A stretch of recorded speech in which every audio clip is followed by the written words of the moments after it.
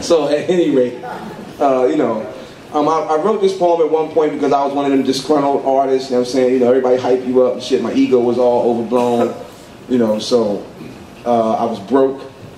So, and Russell had, you know, Russell Simmons discovered me.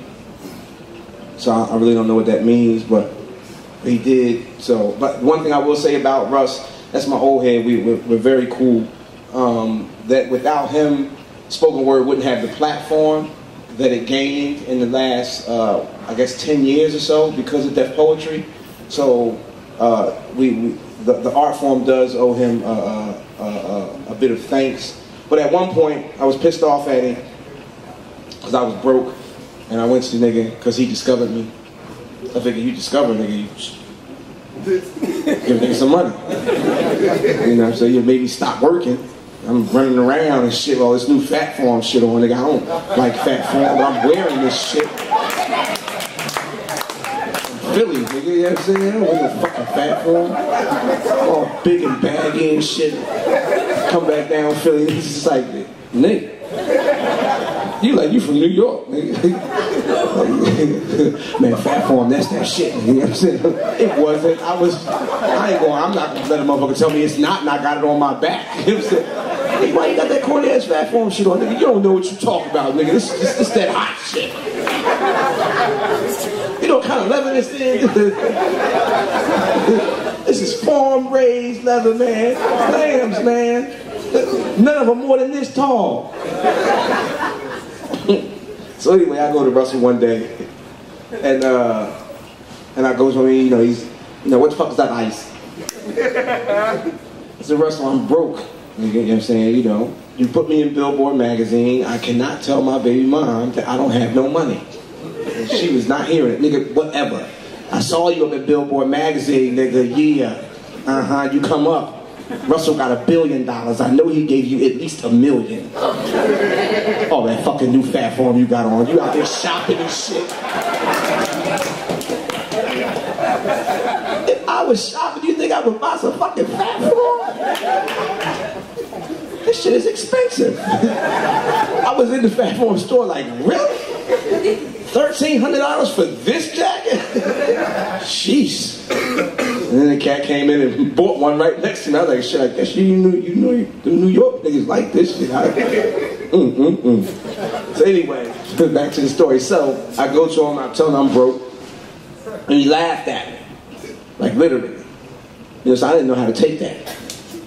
Because where I'm from, you don't laugh at a nigga anguish, you know what I'm saying? I come in, wasn't like I came in like, hey Russ, what's up, nigga? Nigga, I'm broke. You know what I'm saying? I wasn't happy about this shit, you know what I'm saying? I was definitely stressed. Bags up under my eyes, nigga, you know what I'm saying? All this baggy fan form shit on, not eating right, so the shit look even more baggy. You know what I'm saying? I come in, I did not look like, you know what I'm saying? I had a goon with me, you know what I'm saying? I always keep a goon with you, you know what I'm saying? They make you look more serious, you know what I'm saying? Just in case somebody got to get fucked up, you don't want to do fucking up, because then you get blacklisted, you know what I'm saying? Then you can't come in no buildings, you know what I'm saying? Don't let him in, the poet guy, yeah. He likes hitting guys, you know what I'm saying? You can't do this, and you keep your little goon with you. It has nothing to do with the record business at all. Don't give a fuck about no records. You know what I'm saying? Nigga, you just my nigga, man. Anybody fuck with my nigga, you know what the fuck I'm gonna do, nigga. That's the fuck I'm gonna do what? Keep a nigga like that. So, you know, when Russell said that shit, and the look, I had the puppy dog look about, he said, well, what the fuck is that ice all glowy and shit, stretching? Rich ass motherfucker, I'm broke. You out here coming in here stretching. What's up? What's going on, Ice? I'm broke, Russell. I need some money. Get the fuck out of here. That's what he did. Bullshit you, bullshit you not. I said, oh, my man looking like you know, you always got one of them homies that include himself in with everything. All of a sudden, it's we all the time. Who the fuck you think we is, man? We gotta come up, nigga. He don't know. We don't do this shit for fun. We, nigga, yes, boy, when you go outside, roll the L up, I'll be right now.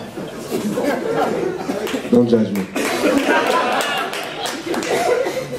So at any rate, I I went home. It was 2 days before the taping of the second season of Def Poetry. So I like watched all these, you know, all them triumphant movies, Lean on Me, Dangerous Minds, Jerry Maguire, you know, all shit like that. You know what I'm saying? Like shit, Rosewood, you know, shit just gonna make you feel like you can get over some shit. So I wrote this mission statement, and it was really like my fuck you to the industry thing. So I was like, fuck it, if I'm gonna go out and I'm gonna go back to cutting hair, which I'm cool with, I'm gonna go out with a bang and I'm gonna, you know, say some shit. So second taping of Def Poetry, I get up there, and it was crazy because me and Most are really cool. So at the time he was like, well, Ice, what the fuck is up with you, man? You look like you're really stressing. And I'm like, shit, nigga, I'm broke. Again, too smooth to be embarrassed. I told everybody it wasn't the right thing. What's up, Ice? Broke. Hey man, shit's hot. What's going on with you? Nothing, man. I'm broke. If you could tell somebody. So anyway, I wrote this piece. It's called 410 Days in Life because it was approximately 410 days since I had met Russell Simmons. It says, when you look at me and my brothers, what's your first impression? Does the sight of us leave you guessing, or do you understand the stressing, the aggression? The look of no hope on me and my niggas' faces like the Lord overlooked us when he handed down his graces. You see embraces fall short on the numb tips of street entrepreneurial fingers, still stuck in the walls of the project halls where the coke smell still lingers. External blingers is all we can be, because on the inside we've been given nothing to shine on. And the record deal's harder to get than coke, so my niggas get their grind on. Because the TV tells us, aim high, nigga, make all goals lateral. But see, that takes paper that we don't have, so niggas put their souls up as collateral now. Some niggas reclaim them, some blame them, make an excuse to sell them. But when a nigga goes from not doing to doing, what can you tell him? Not to be a nigga? Shit, I got to be a nigga. That's how I pay the bills. And I'm going to do that with, I got to sling this coke or exploit these rhyme skills. See, America makes you an opportunist. And at the same time, they institutionalize you. So the fact that niggas get big record deals, big money, and then go to jail shouldn't surprise you. That's what lies do. And see, most of these guys do have raw talent, just an infantile education. So the business feeds you all the weed and ecstasy and a little bit of paper to provide some pacification from all the bullshit frustration they serve you. Meanwhile, they corrupt your perception of what the real is. So they've taken all our businessmen and giving them the mindsets of drug dealers. Took all our messengers, made them rappers, just flapping their jaws, afraid to admit their treason. Took all our soldiers for the cause, made them killers for no reason, and being fucked up.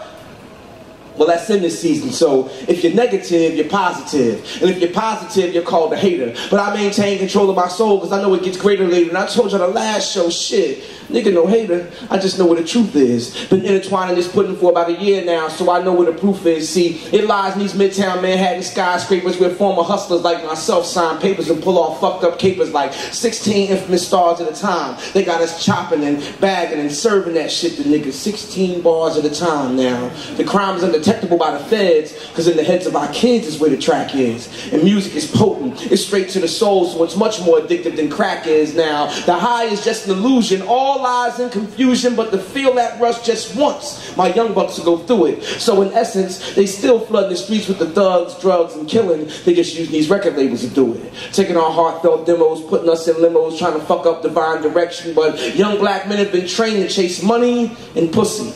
So we fall victim to our own erection and begin to convince ourselves we're on our way somewhere where we're not going, but ignorance is bliss and niggas love this, so niggas take pride not knowing. We not growing. Nigga, I give a fuck how slick you flowing if you ain't showing nothing to these kids to add nothing positive to the earth. Black Ice been destined to touch the world ever since I was born. To be real, fuck a record deal. God gives me what I'm worth.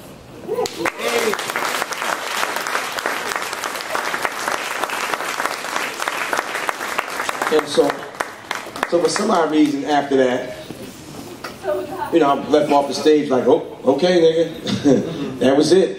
I hope you felt good, you know. But the next day they gave me a check for like $10,000. I was like, oh shit, that's what I had to do to get some money, was talk shit about y'all. I went home writing a whole bunch of shit.